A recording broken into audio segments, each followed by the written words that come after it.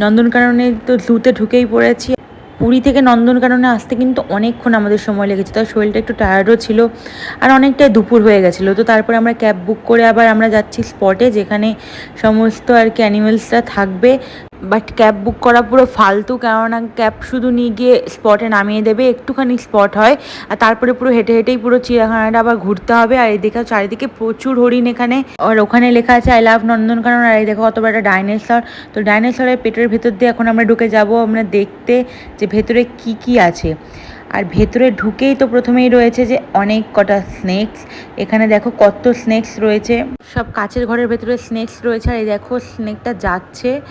তো এখানে প্রচুর স্নেকস রয়েছে। আর আমার চিড়িয়াখানায় গিয়ে স্নেকস দেখতে সব থেকে বেশি ভালো লাগে। আর দেখো একটা গিরগিটি কত বড়, একভাবে ওখানে চুপ করে শুয়ে রয়েছে, নড়ছেও না চড়ছেও না। আর দেখো ওখানে কচ্ছপগুলো হেঁটে হেঁটে হেঁটে হেঁটে যাচ্ছে।